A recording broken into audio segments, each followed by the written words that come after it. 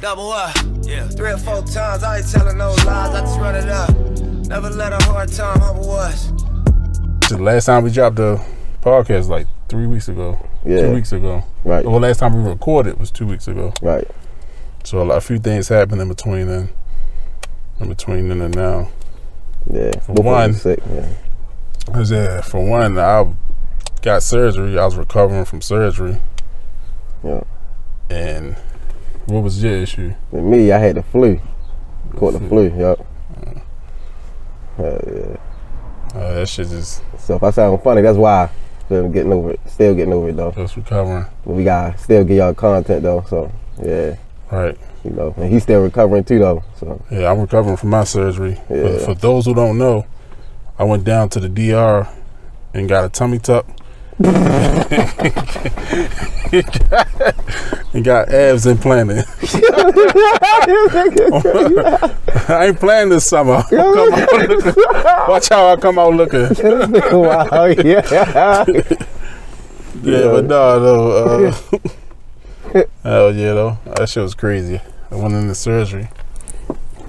That shit. A lot of people like be scared and they don't like surgeries and doctors and dentists and shit. I love that shit. What you mean? I don't know why I like it. What? What you mean? I love that shit. Like, nigga, What? you know how like how much run around I do and like how busy. Oh. Nigga, I had time. I was high for 4 days. Nigga, it was the best feeling. I was high for 4 days. I got time to rest. They had somebody waiting at your feet and shit. Hell yeah. Nigga, I don't care about that shit. Right. As far as like the dentist and shit, I don't know. I just like going to get my teeth cleaned and fixed and shit. Right, I never really had any like real dental problems, so I guess that's why I'm cool with the dentist. I love the dentist too. Right. But hell yeah, shit, nigga. Getting surgery and shit. Nigga, especially right before you go out, when they put you out, count to 3. The motherfucking, I don't even remember if they counted. I laid down, they put the IV in, and I was out. Next time I remember, I woke up to a bitch giving me some ginger ale and shit. So, cause I was scared, and Kendra also said this, like, you don't want to get too high, whereas though you don't feel the pain, and they thinking everything all right with you. They kept on coming back, asking, no, I don't need no more, nigga. Right. Nigga, come fix this shit. Yeah, but how were you feeling? Like, what the fuck? Speak about your experience. You know, see, I'm gonna be open, honest. So you know, got asthma, right? So then my dumb ass wasn't helping by smoking and shit. Right. Feel right. it? Like, I ain't, to each his own. Whoever smoke, like, that's whatever. I cannot smoke. Like, I was trying to smoke. I got asthma. Yeah. Look, damn well I ain't supposed to be smoking. Like fuck a failing. You feel me? Fuck, man, having fun at the moment and all that shit. But that shit can cost you your life. So that's why I don't smoke no more or nothing. But due to me smoking and shit, right? And then getting sick on top of that, and already having pre-existing like asthma problems and shit, that shit was hell. That's why I had COVID a while back. Then just had the flu. So I was telling you, like, the flu to me, it was worse than COVID. Yeah. Like, that shit was worse. Like, I couldn't, like I'm talking about, like, at least with COVID, I get up, I wasn't, like, as fatigued, like, whatever, you feel me, to get up to even simple shit, like to use the bathroom. Like, the flu, though, I'm talking about, I just sit up, boom, I'm out of breath. Yeah. Body hurting. I can't even get up. Like, I don't even want to do shit. Then I was drained, like, more than fucking COVID, though. And then at least with, like, COVID, though, I was eating. Oh, yeah. The flu, I wasn't eating nothing. I wasn't eating shit. Like, I was drinking, like, had to drink, like, Ensures and shit, like, type shit. To make sure I kept hella floors in me, if anything. But yeah, that shit to me, that shit was worse. Having the flu was worse. Yeah. Niggas gotta take care of their body. Mm-hmm. Yeah. And then there's Ramadan. Yeah, right. So, how did that affect you while you were sick? Or did it affect you? I was gonna say, it did, but it didn't. I'm gonna say this because coming into Ramadan. You know, I remember I already wasn't eating. Right, you wasn't. Yeah, I already was job like I'm gonna say fasting. Feel me? Besides putting the floors on my body, right? Oh well, I ain't gonna cut you off. Ask a question. With Ramadan, you can put fluids in your body, or you can drink water during the day. No, Can't nothing. nothing. Okay. Like rinse your mouth out. Oh shit. It's an exception though. So I'm walking the east to west. Yeah, don't kill yourself. Don't you feel me? Yeah, yeah. You You doing feel me? something that's You taking medication. It's an exception. okay. Feel me? So like if like all right, prime example, if all right with me, if I still was taking my prednisone for my lungs and stuff, Yeah, you would have to. I would have to make them die. I had to go like an extra 2 days or however long it was. I had to make them days up. So You gotta make them days up. Yeah. But that's only if you ain't taking medicine like on a regular. Yeah. Okay, like if you taking medicine on a regular, like this your everyday thing, yeah, that's to the best of your ability, fast. You know, of course, some medicine you gotta eat.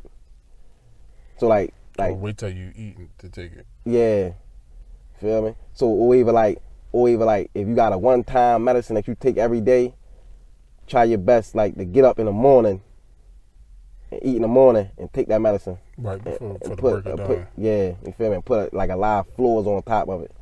So like the medicine, so you won't be dried out. The medicine won't dry you out type stuff. Cause you know a lot of medicine you got. Well, most of all medicine, yeah, you put a pump fluid behind that. Yeah. So I was thinking about doing it next year, but I heard that like you can't even drink water. I don't know about that. It's an experience though. I'm gonna try it next year. That's an experience. So, one of the things, something I wanted to talk about, because I listened to a Dateline podcast, and it was a story about a lady. She was an ex-police officer. No, she wasn't an ex-police officer. She was actually a police officer at the time. She so she was married. Then she started having an affair with another guy, who lived around the neighborhood. So she got a divorce from her husband. Her and her husband got a kid together, I believe. I think they had a child together. They had 2 children together. Her and her husband had 2 children together. They got a divorce. So the guy she was having an affair with, they ended up hooking up, getting in a relationship. So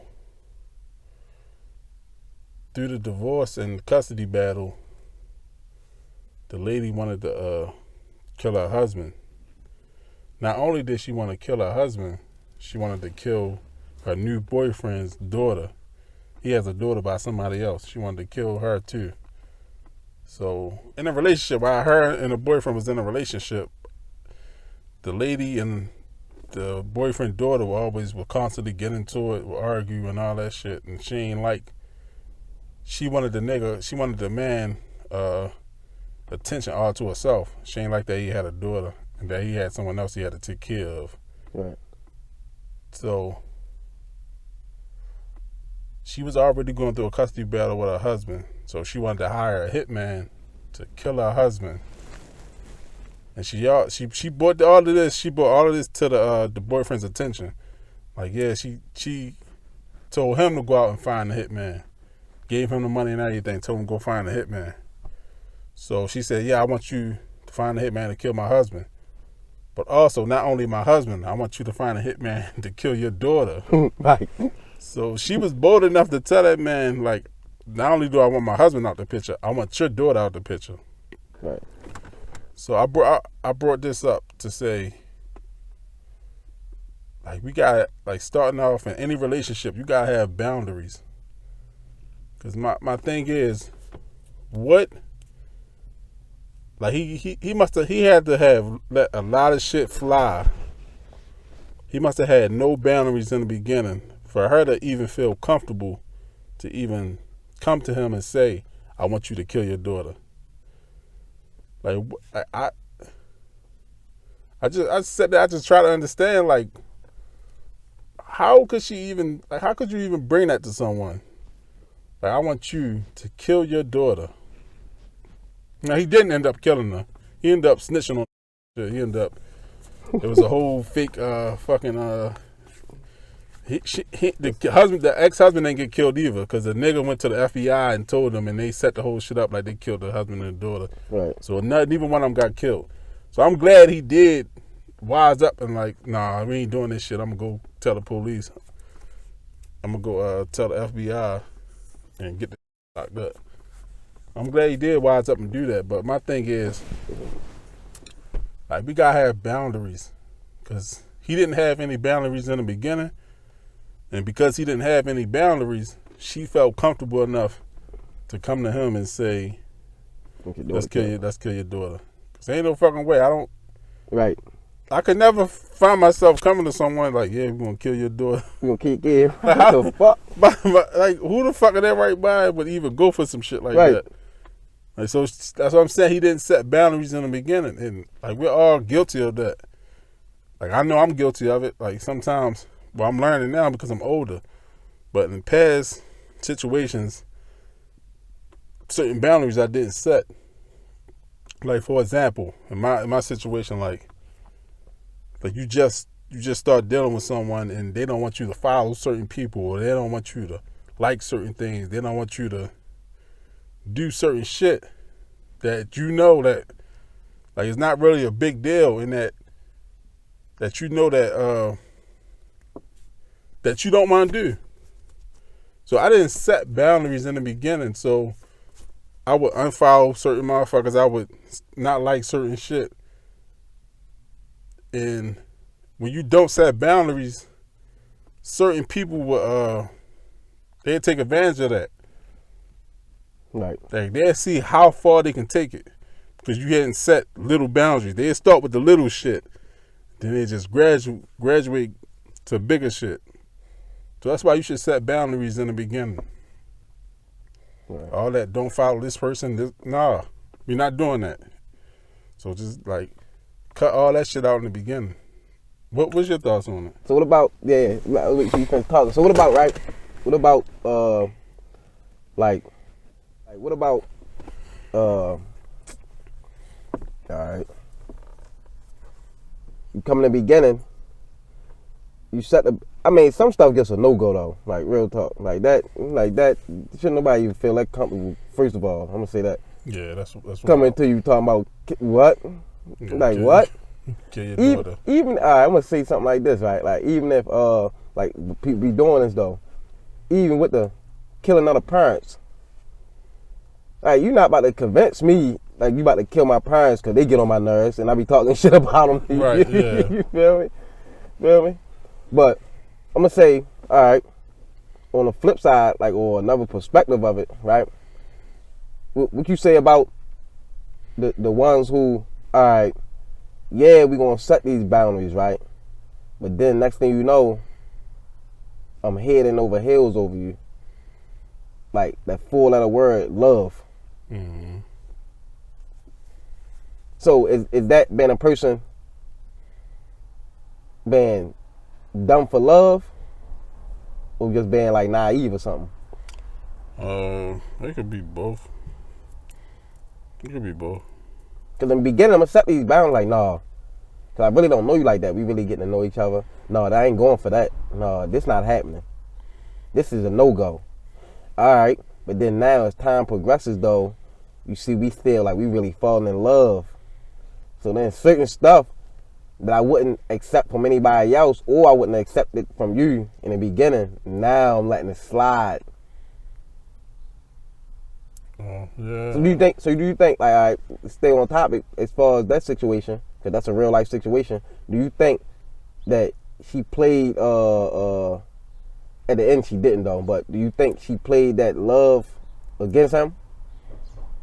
Because I'm trying, like, I can't, like, picture in my mind how you that comfortable. Like, yeah, not even talking about somebody's child.